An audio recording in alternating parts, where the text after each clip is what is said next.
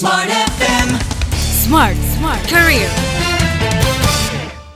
Kalau kita ngobrol soal storytelling nih, rasanya sekarang yang namanya storytelling ini bukan cuma berbicara soal cerita orang tua kepada anak-anak ketika jelang tidur, tapi sudah berkembang bahkan menjadi salah satu tools untuk teman-teman di marketing melakukan berbagai hal yang menjadi ujung tombak juga dalam bidang marketing gitu ya. Nah, kalau kita ngomongin soal storytelling ini artinya kan di tiap tingkatan masyarakat ada nih, mulai dari keluarga sampai kepada industri yang arahnya memang ke bisnis. Kali ini di Smart Career kali ini saya Uli Manalu akan ajak Anda untuk ngobrol dengan teman bincang kita. Ada Mbak Ananda Rasulia Wirawan. Dia lebih suka dipanggil dengan Nanda saja gitu ya, seorang creative writer dan juga creative planner, tapi nggak suka dibilang freelancer. Kenapa tuh? Hai, selamat datang. Halo Mbak Uli dan Smart FM.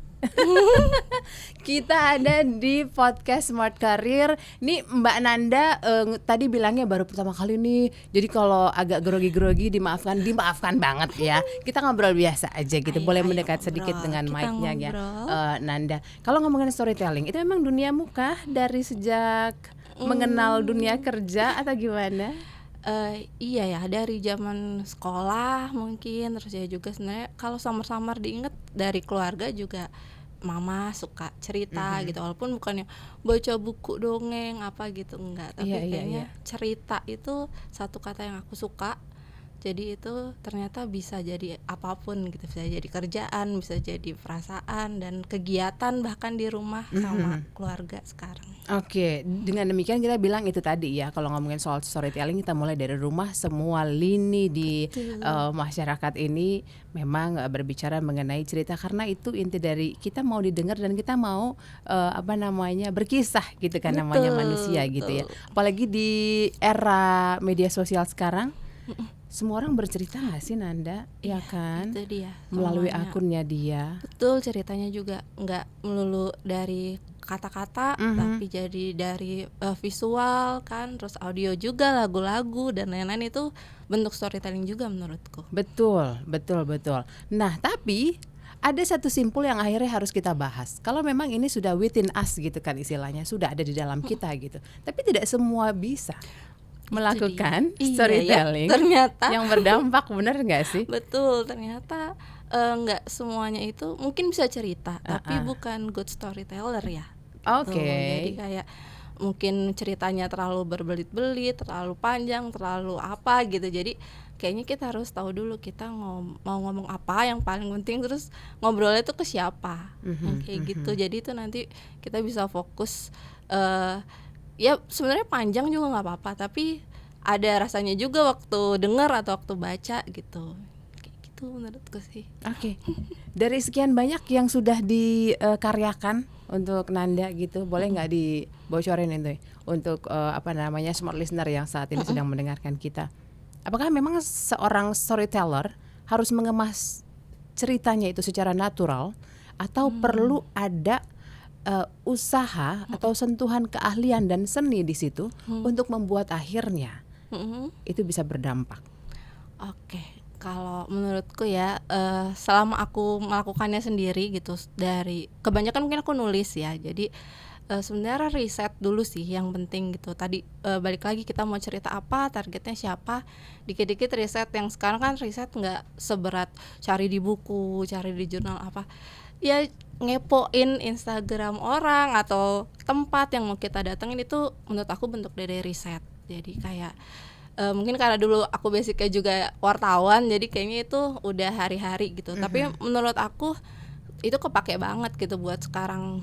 Kita mau tahu tentang apa juga, kita kepo, itu sebenarnya mungkin riset kali ya. Jadi itu akan berdampak dengan apa yang kita sampaikan gitu, sama yang kalau pakai semuanya bisa cerita, sebenarnya semua bisa cerita, tapi balik lagi ke apa yang dia bisa nih, apakah dia bisanya lewat kata-kata, katanya soalnya nggak semua orang bisa nulis, makanya ada betul. profesi penulis gitu. Mamahku sendiri aja kayak kok bisa sih nulis kayak gitu, nggak mesti panjang atau pendek, tapi itu tadi mungkin kalau keahlian ya mungkin memang penulis bisa lebih ahli dari orang biasa, cuman itu bisa kita pilih lagi apakah kita bisa ceritanya lewat sekarang audio visual gitu, lewat video gitu, lewat bicara langsung, itu kan berbeda juga.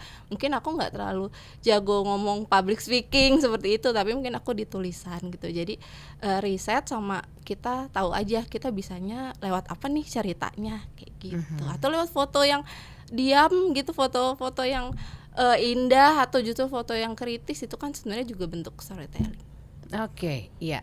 Jadi storytelling itu bentuknya bisa mulai dari suara, tulisan, gambar.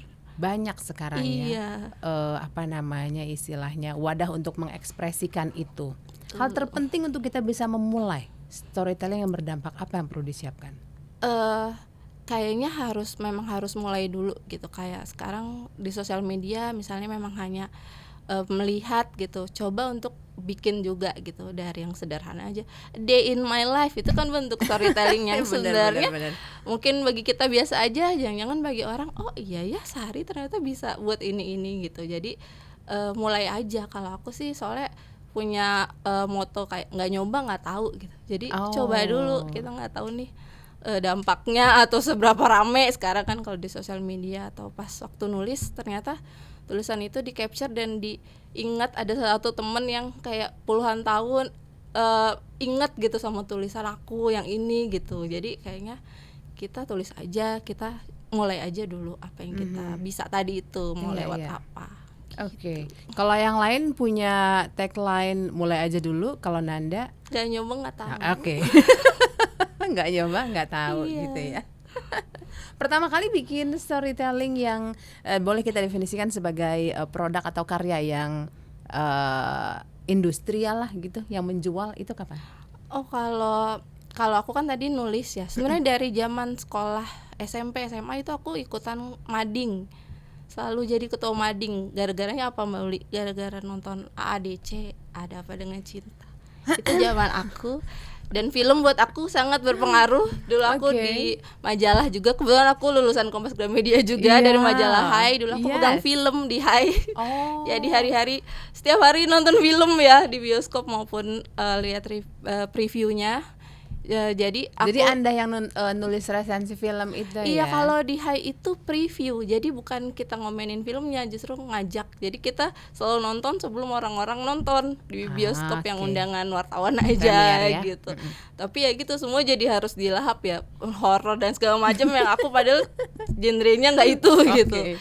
Jadi aku karena dulu mungkin dari mading menurut aku juga karya pertama yang menurut aku itu dibaca minimal satu sekolah ya, sekolah baca, dan akhirnya ikutan lomba, udah menghasilkan cuan dari lomba mading. Hai anak-anak SMA lomba lah.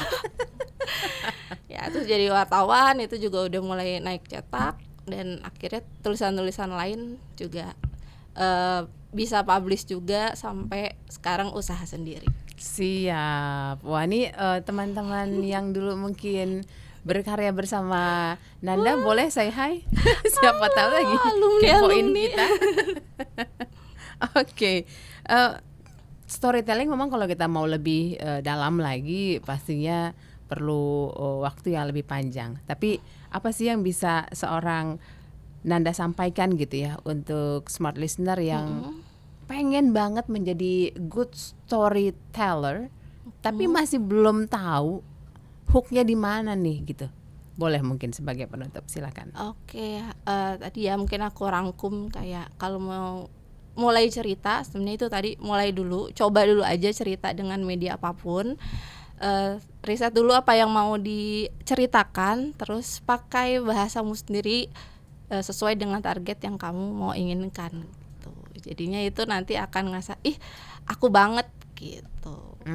Jadi nggak perlu juga ngelihat yang lain udah sukses terus kita ikutin banget. Iya, sekarang sih jadi diri sendiri atau mungkin ya mau menjadi sosok tertentu, tapi ya itu tadi mulai dulu aja karena kita nggak tahu kan apa yang disukai oleh audiens gitu. Apalagi nanti kalau sudah masuk ke industri itu baru mungkin yang lebih serius, harus dengan brief, harus dengan kerangkanya mau cerita apa gitu. Oke. Jadi kalau misalnya masih ingin yang simple, kita baru mau mulai gitu, kita bikin karya kita sendiri dulu aja yang memang naturalnya kita gitu ya. Betul, di sosial media kayaknya yang paling gampang dulu ya sekarang gitu. Tempat kan, paling ramah ya. bisa jadi apapun tuh dari situ nanti, dan dilihatnya juga lebih banyak lagi audiensnya kan kalau di digital. Menguntungkan kah Bu?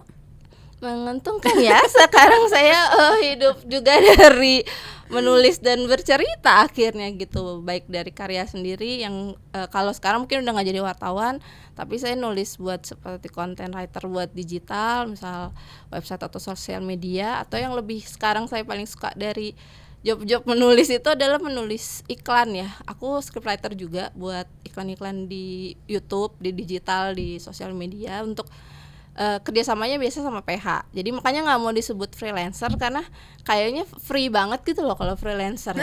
Kayaknya Free banget. gitu. Kalau aku soalnya ya tadi karena sebenarnya ada proses dalam membuat tulisan atau storytelling itu, aku akan dedicate misalnya dengan production house tertentu, aku akan memang akan fokus di situ dulu, nanti baru di hire dengan yang lain atau brandnya langsung.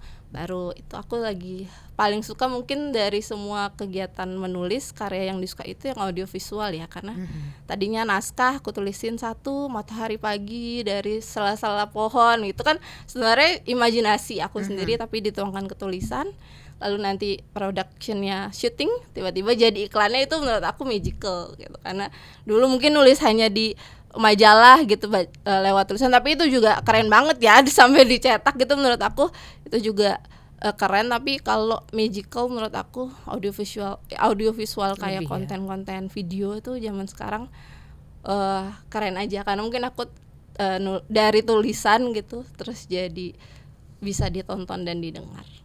Oke, audiovisual lebih megang lah ya kalau kita Iya, bicara sekarang soal ya orang bagaimana. suka banget lihat video kan sekarang gitu. Oke, tapi balik lagi semua berawal dari tulisan. Betul ya? Iya. Kalau kita nggak nulis kan nggak bisa kerja juga tim produksi audio Oh iya, dan bener, visualnya. iya. Bener ya? Bener. Jadi kalau sekarang lagi anti sama nulis, harus nulis. Tulis dulu yang Pesannya pendek-pendek, itu ya. caption sosial media juga itu tulisan. Iya. Jadi modal utama seorang storyteller selain memang dia punya cerita dan juga pengalaman untuk dibagikan, menulis itu kayaknya kudu wajib harus. Iya, coba nulis dulu mungkin ya. Semuanya bisa nulis sebenarnya. Betul. Baik, sampai di sini Smart Career bersama Nanda. Terima kasih sudah berbagi. Terima kasih Mbak Uli, Smart FM. Semoga Thank bermanfaat you. ya perbincangan kita. Kita ketemu lagi nanti untuk perbincangan berikutnya. Saya Uli Manalu. Bye. Smart FM. Smart Career. Make your future better.